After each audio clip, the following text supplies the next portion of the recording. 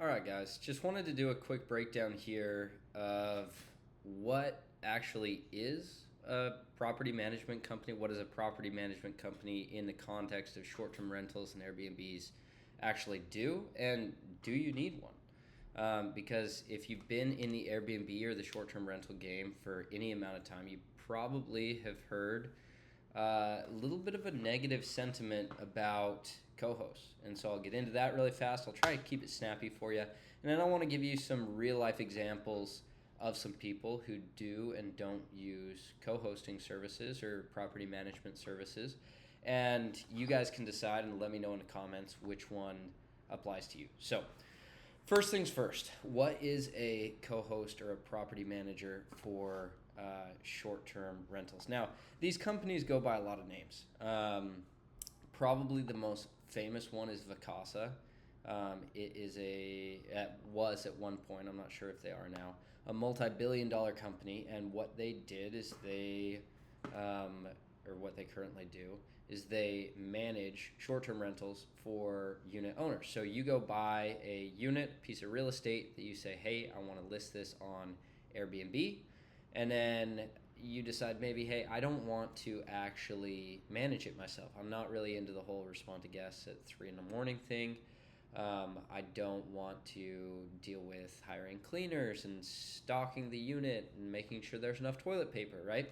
And so this is where these companies come in, right? And like I said, I'll riff on Vacasa for a little bit. So Vacasa is probably the biggest one. They were huge at one point. They're still gigantic, but they've been losing money hand over fist because, like a lot of property managers, they don't do a great job. They got really, really big, and at scale, their level of service significantly decreased. And I can vouch for this. I've stayed in a Vacasa unit. To be honest, the service was pretty terrible. The check-in instructions, for example, were awful. I sat outside the unit for the better part of an hour. I couldn't get into the building. I couldn't park. It was not good, right? Not a good experience. So, and there's a lot of Airbnb hosts who also say, and they make a good point. They're like, why would you pay someone else to run your Airbnb for you? It's not that hard. And they have a little bit of a point, but like I'm going to break down, it really depends on who you are as a host. Because the people who say it's not that hard and the people who want to manage their unit themselves, they don't need a co-hosting company. And that's okay. Not everybody does.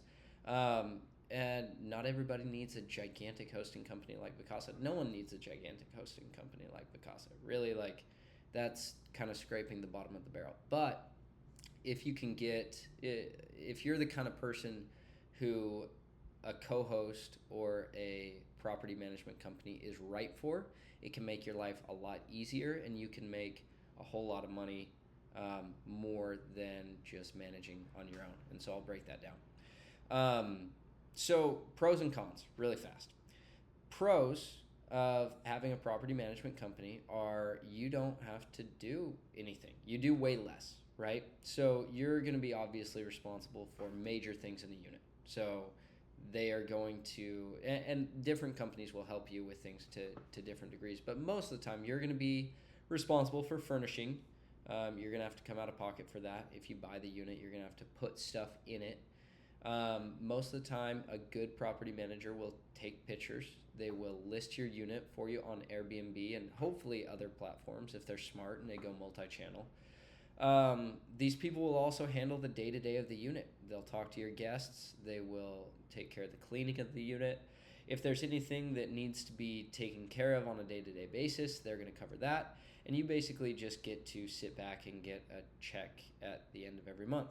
So that sounds pretty good. What are the cons? So the cons are it's going to cost you money, just like any service. So most property managers are going to charge between 15 and 30%. Highest I've probably heard is, well, on Oahu, where we are, you can get your unit, depending on where you're at, managed by the hotel or the building that it's in, and I've heard those fees go as high as 50%. I have no idea who pays those or why they choose to pay those, but you can get as high as 50% management fee, and the lowest that I've heard is 10%, maybe a touch less. Okay. But regardless, the main gripe against co-hosts is, why would you sacrifice 10% of your revenue to do something that you could do yourself? And so the answer to that is a little bit more complicated than online forums might make it seem. And so I'll break it down for you really fast. We'll keep this video short so you can get through it. So I'm going to give you 4 examples. These are people. I'm going to use fake names. But we have Jim, Bruce, Alice, and Mark. And each of these 4 people are different types of people with different goals and different factors, different things in their life going on. And each of them has a little different situation. And for some of them, it makes sense to manage their own unit. And for some of them, it makes more sense for their unit to be managed by a property manager. So let's start with Jim. So Jim has a unit. He has a couple units actually on Oahu. He lives on the East Coast. He is a lawyer, so he makes a lot of money. But he's at a point in his career where he really isn't working. He's not climbing the ladder. He's not working 80-hour weeks. Okay. The other thing about Jim is he loves to manage his units. He really enjoys the revenue management side. I know him, and he is actually incredible with his revenue management. He sets records for his nightly rates and his occupancy in his building, and he's outperforming other units in his building by 50 to 100% sometimes. He is kicking ass self-managing, and he loves it. He really gets a lot out of it. Okay, so that's Jim. The second person I'm going to give you is called Bruce. We'll call him Bruce. Bruce actually lives on Oahu. He has, again, multiple short-term rental properties here on island. He works in tech, and again, pretty chill job, makes good money. But he has these units, and he also really gets a kick out of managing them. Now, he's not so much into the revenue management side and maximizing returns. He just really loves Hawaii, and he loves sharing that joy with his guests. And so that adds a lot of value to his life when someone can check in, and that's, have a great experience. And that's why he does what he does. That's why he's in short-term rentals, is to provide a great experience to his guests, because not only does it make him money, but it makes him feel good. Okay. So let's talk about Alice now. So Alice lives off island. She has a very busy job. She also makes a lot of money. The commonality between all these people is they make a lot of money. If you're buying a short-term rental on Oahu or in Hawaii, you probably make pretty good money. The difference with Alice is she is grinding. She is doing a lot in her job, and she is really focused on making as much money as she can and building her real estate portfolio. On top of that, most of the units she owns are actually on the mainland, and she only has this one Hawaii unit so that she can come and vacation and visit. Okay. And then the last example I'll give you, his name's Mark.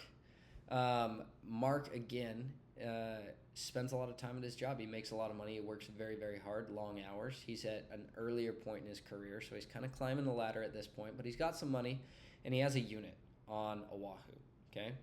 Now, Mark doesn't live on Oahu, and he is at a point in his life where he just wants to focus on making as much money as possible and building his real estate empire. Now, he's chosen to do that with short-term rentals on Oahu, so he's actively looking for more. But his top priority is how much money ends up in his pocket at the end of every month. So I'm going to go through each of these people, and you can probably already guess. It's not like any great mystery which ones use property management and which ones self-manage. But we'll go back through, and I'll tell you why, and I'll tell you my opinion. So Jim manages his own units. I kind of mentioned that in the breakdown. He's the one that lives on the East Coast. He's a lawyer. He works pretty chill hours, and he's really, really good at revenue management. And the key with him, and why it makes sense for him to manage his own properties, is he has the time to, number one. Okay. He doesn't, this isn't something that cuts into he's not losing sleep over this. This is not something that takes him from a 40-hour week or a 50-hour week to a 70-hour week, right? He also really, really likes what he does, and he's really, really good at it. So he makes great money. And for him, it doesn't make sense to hire a property manager because he likes what he does, he's good at it, and he's going to make more money that way. So why would he take away his own hobby, make less money, and it just doesn't make sense for him. Same thing with Bruce, right? So Bruce lives here on the island, so it's easy for him to get to his units. He loves the experience of creating a stay for a guest, and he's really good, to be fair, at creating that experience. So it's another situation where he likes to do it, he has the time to do it, and he's good at it. Okay, which brings us to our second two people, which hopefully at this point in the video you're like, okay, which one of these people am I? Because everyone's different and there's no one size fits all for everybody. So for Alice, she uses a property manager, and it makes a lot of sense for her to use a property manager for a couple of reasons. One, she doesn't have the time to actually put into this. She's working. I don't know why it does that thumbs up. I got to get rid of that. But she doesn't have the time to devote to talking to guests or chasing around cleaners or restocking her unit, making sure everything's all right. And she's also on the mainland. She doesn't live in Hawaii, and she really only has this unit so that she can come and stay at it. So managing herself, she wouldn't have the skill set, she wouldn't have the time, and she really doesn't have the desire. So self-managing basically is the difference for her, right? Where Bruce and Jim, these guys, they get a lot out of it, they have the time to do it, and they're good at it. For her, it's exactly the opposite. She doesn't have time, she doesn't really like it, and she's not really good at it. So her property manager takes all that off her hands, and for their fee, they make her more money than she would probably make on her own because she's not paying attention to it. She doesn't love it. And I'll do another video on the components of Airbnb or short-term rental profitability. But like, if you're not really, really into this, there's so much that goes into it. It's not hard, but there is a lot. If you're not really, really into it and you don't really, really love it, then a property manager, or at least someone who's doing this full-time and has experience and actually does really, really love it, is going to make you more money even after their 10 or 20% fee. So that's why Alice uses a property management company, and she is very happy with that decision. Same thing with Mark. So Mark is similar to Alice in that he's very busy and doesn't have the desire, the skill set. But one thing that's interesting about Mark is he is really, really focused on his bottom line. And this is just, I talk to a lot of people about property management services because I run a property management group, right? And there's a lot of hosts that say, in order to maximize your dollar, you should self-manage. And if you love it and you're good at it, by all means, you're going to make great money doing that. That being said, there's a lot of people out there who are like Mark, and Mark makes great money. If you're buying short-term rentals, especially if you're buying short-term rentals in Hawaii, you're probably pretty good at whatever it is you do to generate your main source of income, okay? And the way that Mark breaks this problem down is he says, okay, I can get paid X amount per unit of time to either work at my job or work on my short-term rentals. And for him, his time is more valuable working in his job. So if you're the kind of person, and there are a lot of these kind of people out there, and a lot of them don't even know that they fall into this category, but if you're the kind of person whose time is better spent generating income in whatever it is you do to generate your main source of income, and you can outsource the running of your properties to a property management company that's going to charge you 10 or 20%, and you can get that time back and you can do more of what actually makes you the money to buy more units, that is a very savvy investment strategy, because you spend your time in the way that makes you the most money and ultimately gets you the best return on your time per hour spent working, right? Because for a guy like Mark, he's going to get paid way more being good at what he does than he is talking to guests, right? And by the time that he's at the amount of units where it might make sense for him to take that 10 or 20% back, he would literally have to do it full time. So those are the four types of people. So if you're watching this and you're saying, oh, okay, which one am I? Like you should probably have a pretty good idea by now. If you're investing in short-term rentals, you're probably pretty smart, and you can pick it up. But the three factors that I would consider, guys, are: do you have the time to do it? Are you at a point in your career where you want to spend the time to either do this or learn how to do this? Do you have the skill set? That kind of goes along with it. If you don't, do you want to spend the time to learn the skill set, because it is going to take some time?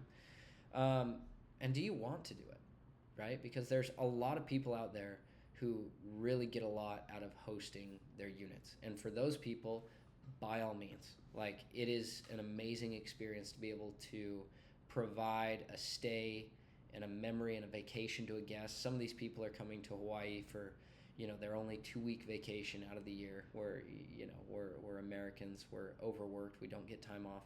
And this is their one special vacation for the year, and you get to make that happen for them. And if that lights you up, then by all means, do it, right? That being said, it's not everybody's cup of tea. And if that's not you, then that's totally okay. And to be honest, if you're not into it, your property manager is probably going to make you more money just because they're into it and they're good at it, right? And even after their 10 or 20% cut,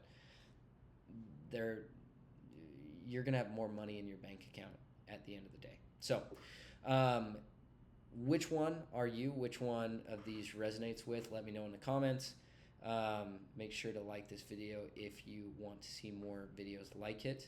I pay close attention to the likes and the comments, so if there's anything you guys want to see more of, let me know so I can make more videos like that. But in the meantime, take a look in the mirror, figure out who you are in relation to your short-term rental investments, and then make a decision that's going to put the most money in your pocket and make you the happiest long-term. And if you have short-term rentals on Oahu that need to be managed, come check us out at islandstayshawaii.com. Give us a call. We'd love to work with you. Till next time, guys.